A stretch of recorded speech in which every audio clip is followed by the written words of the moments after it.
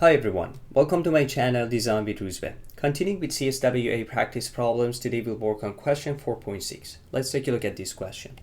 In this question, unit of measurement is millimeter gram second. Like always, we need to ensure we are using the same unit of measurement in SolidWorks setting. Now, looking at this question, we have a 3D model shown here. We have the top view, we have section AA, and we have the bottom view.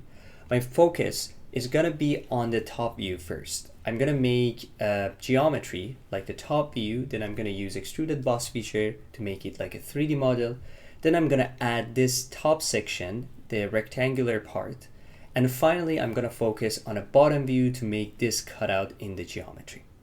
One thing that you need to notice here is that the geometry is symmetric, both in X and Y direction. So what I can do, I can focus on quarter of this geometry, and then I'm going to use mirror command to make the full geometry. So with this introduction, let's jump into SolidWorks and start modeling this part. In SolidWorks, first thing first, we need to check unit of measurement, and you can see millimeter gram second shown as a unit of measurement, which is absolutely correct. So this is good. Click on the sketch, I'm going to choose top plane. Because this is a symmetric geometry, I'm going to use center line to make two symmetry lines here. A horizontal one, and also I'm going to have this one, which is the vertical one. Okay. Looking at the bottom view, we can see that the main circle in this geometry has a radius of 80 millimeters. So what I can do, I can either use circle command or arc shape. Doesn't matter. Arc is form of basically a circle, right? So I click on arc command, and then this is a center point.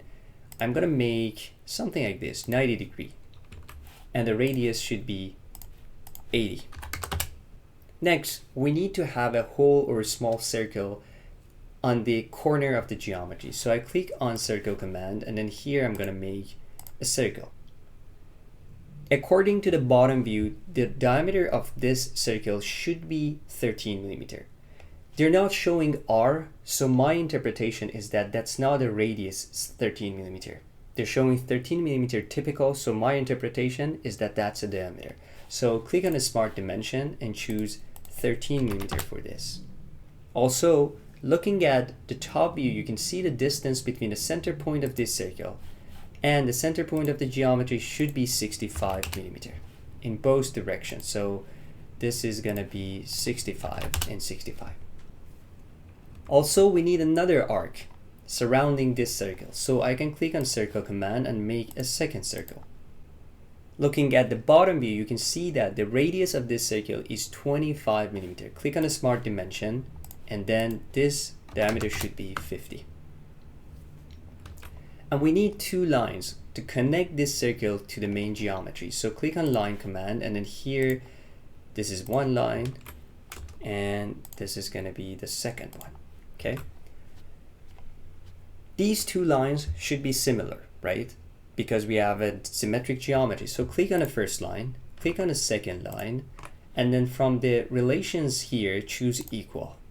Also, we want these two lines to be tangent to the circle. So click on line, hold control, click on the circle, and choose tangent. Okay, so that's the tangency relationship for the first one. Click on the second one, hold control, click on the circle, and choose tangent.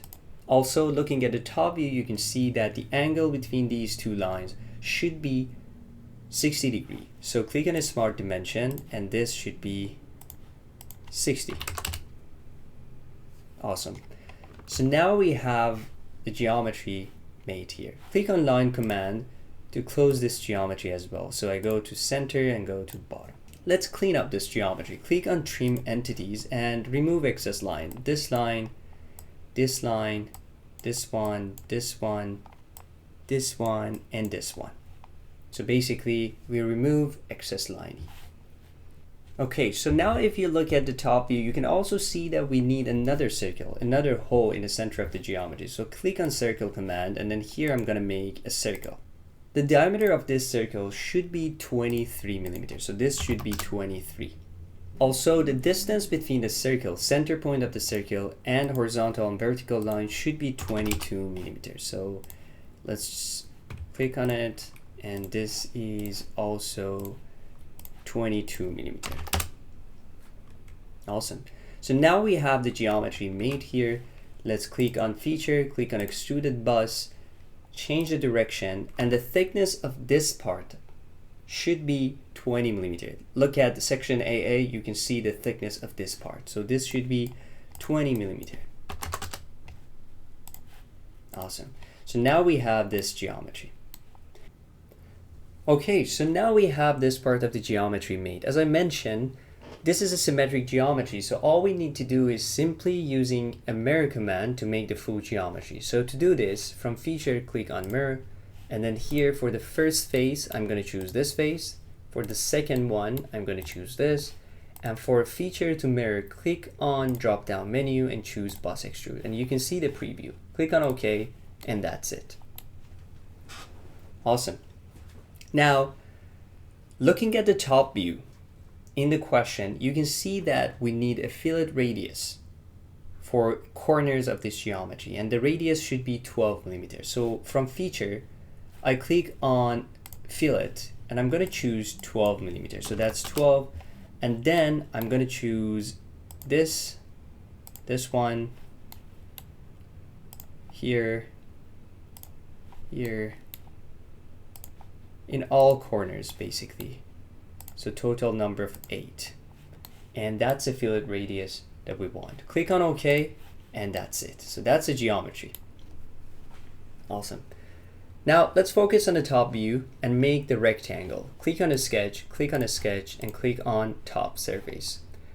From the rectangle command, I'm going to choose center rectangle.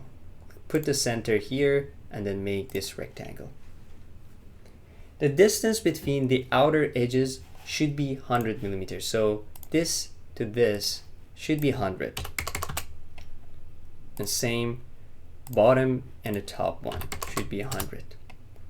Also, you can see that in the corners, we have a fillet of 15 millimeters. So here I can click on fillet command, change it to 15, click in a corner, this one and this one. Click on OK, and that's it.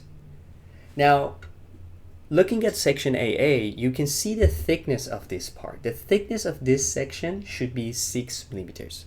Because it's a consistent thickness, the easiest way to make that a sketch is just to use offset command. So click on a sketch, and from the options choose offset entities. Offset means that we want to have this sketch with a certain distance of it. So I changed this one to 6 because the distance between the two sketches should be 6 millimeter. Select chain and select just one line. SolidWorks automatically select this chain. But as you can see, the direction is wrong. So from the options, click on reverse. And now you can see this is the offset geometry. Click on OK, and that's it. Awesome. Now you have a fully defined geometry. It's time to extrude this.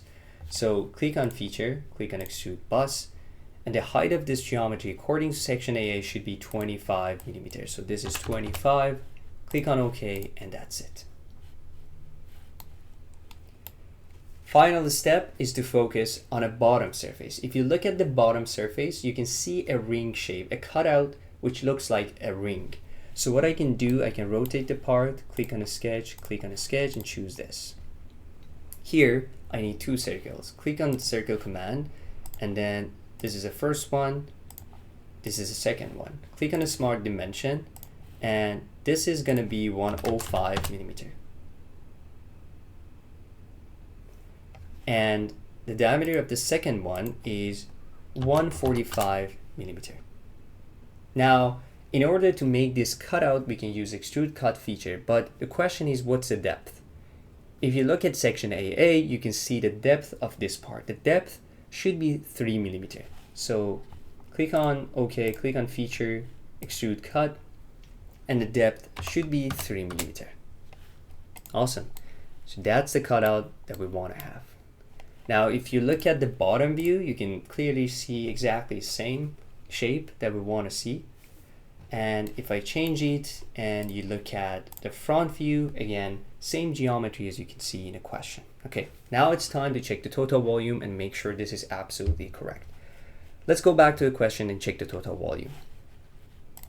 In the question, you can see the total volume here. The total volume is 554,745 cubic millimeters.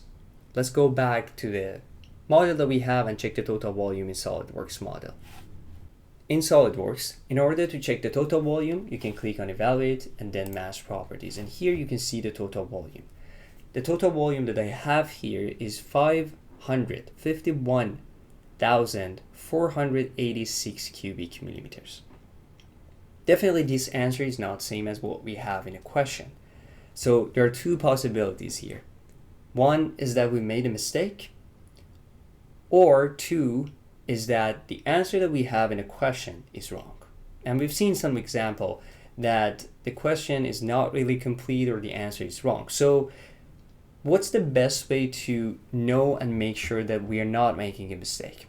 In my opinion, the best way to ensure that we have a right model is to make a drawing from it, then add dimensions to that drawing, and then compare the drawing that we have with the drawing in a question.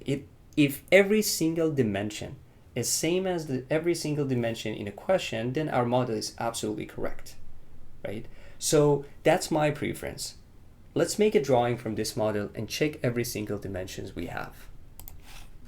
Okay, so here, in order to make a drawing, you can click on File, Make Drawing from Part.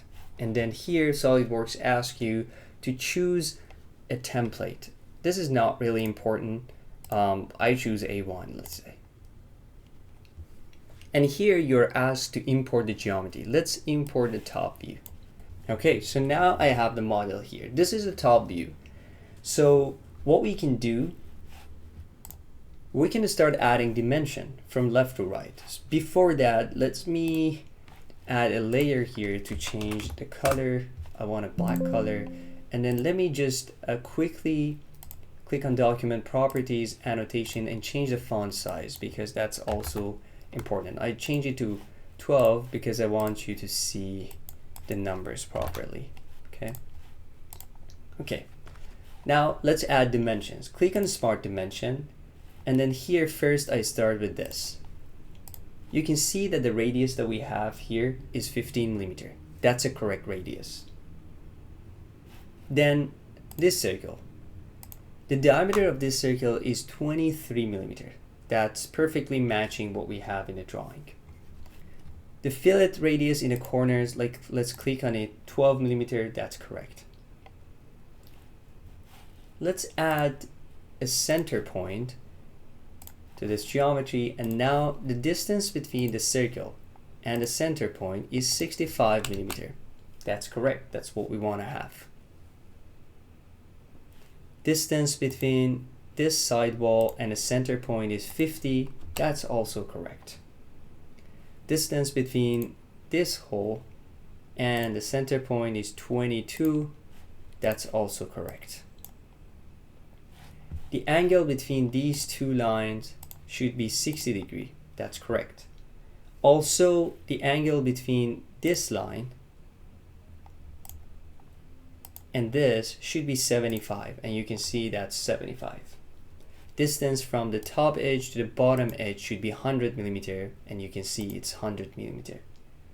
What else do we have here? I don't see any other dimensions in the top view. So basically we covered every single dimensions in a top view, and every single dimension I'm showing here on my drawing is matching the dimensions on the question. So this is absolutely good. There's no problem. Next, we want to have a section view. In order to make a section view, click on Drawing, and then here you have a section view. The vertical one is okay. Click on the center point, click on OK, and this is the section view. For the section view, we have 4 important dimensions. Click on Annotation, Smart Dimension. The depth of the ring should be 3 millimeter, and you can see it's 3. The thickness of this part, 20, that's correct.